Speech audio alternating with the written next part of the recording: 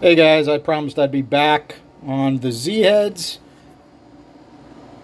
Look guys, Z, not X. Now, are they any different than X heads? I don't know. I'm not a Mopar guy.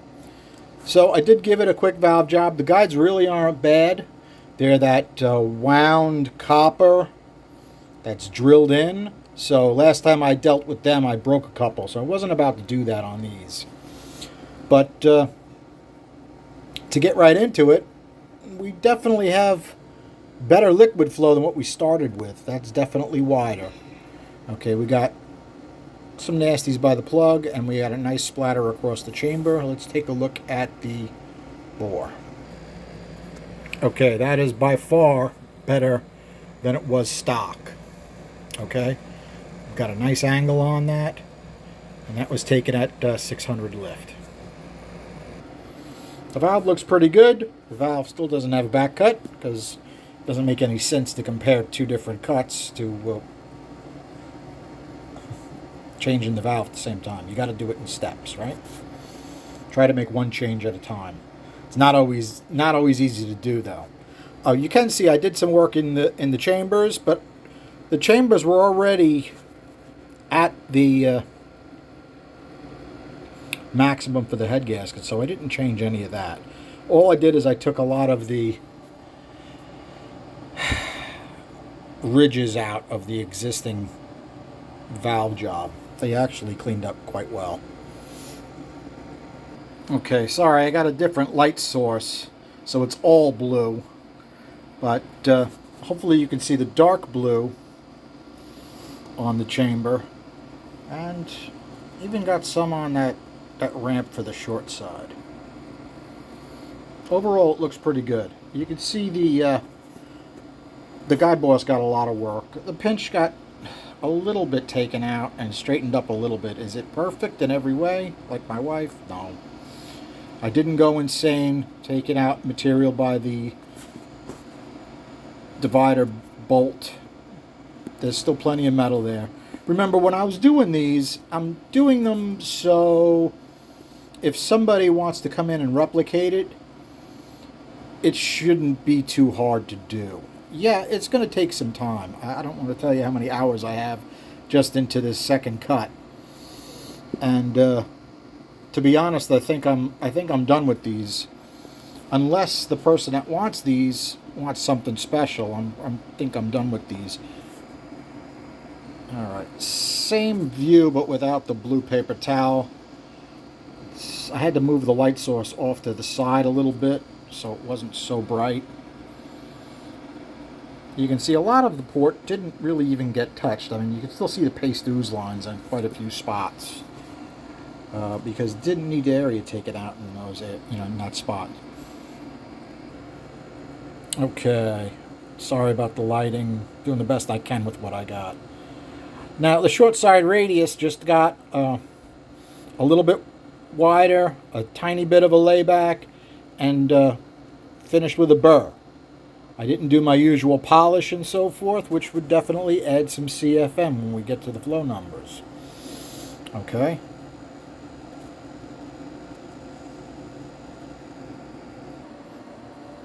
Okay, you can see the short side ramp has blue on it. That divider wall where it humps out, I took some metal out of that, but it's still really thick. These are really thick castings. I can see how guys get 290 out of these because these are still quite thick. And the reason I did that is if we have someone who wants to brush up on their honing,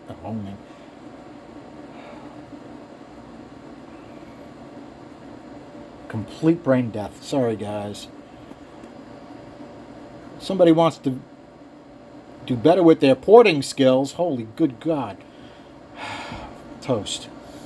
Toast on a Saturday. Yeah, well, it was a rough night last night. We had a bad storm come through and blew up a bunch of electrical stuff. Such is life.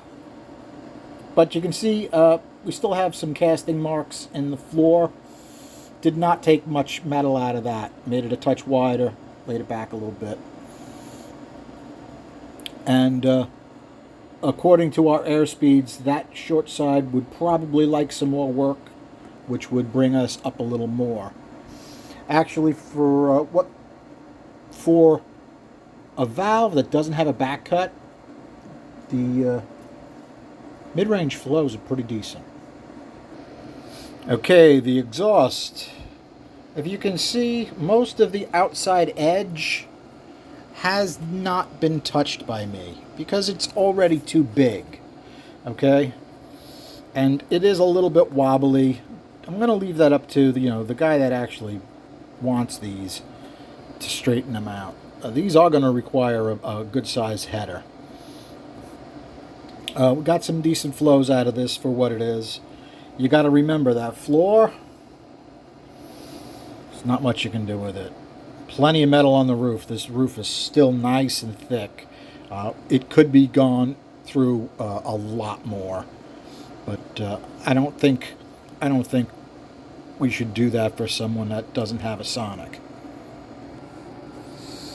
Okay, let's see if we can move that light a little. All right, you can still see the bowl has got a lot of its relatively square shape, but able to give it some area to help the air move out and about. The short side is, what can you do with it? You do the best you can with it. I did bring my radius out to the 45 seat, and the reason I use the 45 seat is chances are whoever gets these doesn't have a valve grinding machine or a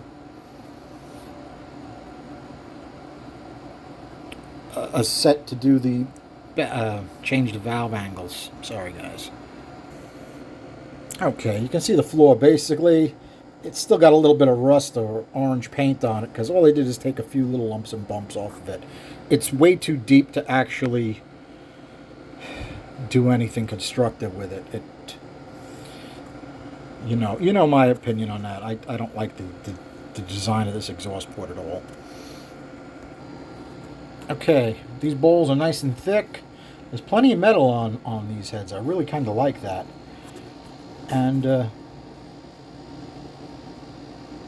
I can see where they'd be a good choice to kind of go all off. If you needed a stock casting, these could really make nice numbers if you put some extra work into them. I would not be opposed to putting a bigger valve in here too. I mean, if you take a look at the valve job, the 202 is sitting very deep. That's a very wide 30 on top, just to take the mountains off. Okay, it'd be a piece of cake to put a bigger valve in this, which I'm sure would help quite a bit. Okay, guys, so this was the 1 hour port job without any filler in the port. So we're going to compare these numbers to these numbers. These pluses and minuses are in reference to these. How'd we do? Well, we lose a little bit of lower flow. I don't really care. After that, up, all the way down. Take a look at 300. 198.6, which isn't bad without a back cut. 205 and change without a back cut. Not bad. Not bad at all. Okay. Maxed out around 265. It really came up to like 268. Right around 525 lift. Still not bad. Compare that to an aftermarket head. Really, really not bad. And how does our swirl look? Well, we got plus, we got minus, we got minuses, plus, minus, plus, plus. It's actually much less of a swirl curve until it loses it over the short side. Okay?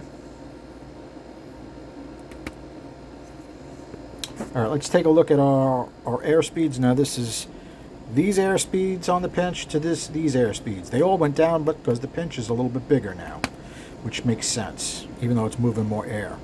Okay, numbers on the left of the roof, 229, 200, 289, 199. Notice how much closer they are. Okay, I did a lot of work to move the air over to this side. I should show you the guide and how I worked on that guide. I think I forgot to show you this view, but the guide has been shrunken down considerably. But notice how it's much wider on the straight wall side than the center of the cylinder side. That's not by accident, because I had so much airspeed on the center of the cylinder side. I'm trying to force more of that air over to the straight wall side. And I was fairly successful in doing that by the airspeeds that are much closer than they were.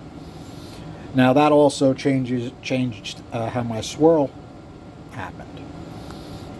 Is it the end of the world? No. Did I go crazy making the end of the guide perfect? No, but I put in a little bit of effort. It's about the right angle for our Dykem flow. So that worked out pretty well. And that is, let's see if I can show you what a stocker looks like. And you'll see the amount of metal you have to take out of this to do this. Okay, that's a giant chunk of iron. That's designed to reduce horsepower, I guess. I don't know. I'm not really sure what they were doing. The way the guide is designed, it looks like they're trying to force the air over to the center of the cylinder. That's what it looks like to me. Give that fuel a kick to knock it up, and then move the rest of the air over to the center. Well, I'm not thrilled with it. Let's take a look at the exhaust. Okay, the exhaust was not completely successful, but I also didn't take out a huge amount of metal. I just tried to give it a decent shape and work on the air speeds a little bit. So how did that work out? Not great. I need to remind you guys, I did not polish the short sides. Polishing the short sides will change things quite a bit.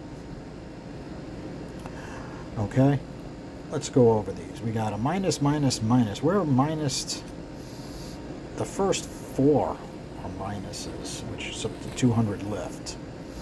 After that, we start to take off, but we don't have gigantic gains. We got decent gains, but not gigantic gains. I mean, 175, I think I got the 318 heads up around that much with a 1.5 valve, because the smaller port is actually a more efficient shape.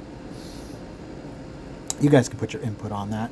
Let's take a look at what our airspeeds were on the exhaust. This is what they were. Okay.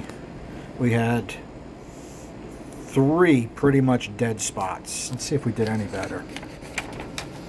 Let me put the pluses and minuses in. Okay, our original numbers, and that's what we got. Plus, minus, plus, minus, plus, plus, equals, plus, minus. We still have 1 dead spot. 3 slow spots, you could say. But it is more even than it was. Okay. Across the top there, it was 280, 290. We're at 281, 290. Yeah, it's almost the same. Center was 338, 215, 325, 224. That's a little better. And 209, 78. Almost the same. All right. Not a complete win on the exhaust, which is kind of surprising for me. I was expecting it to do better than that, but I don't really have an excuse for it. In any case, that's what it is. So what you guys need to do is do some calculations for me. 265 CFM, 181 on the exhaust with a 2-inch header pipe. Let me know how much power we can make out of this. It's something that we could actually drive on the street. Alright guys, thanks for hanging out. Have a good night.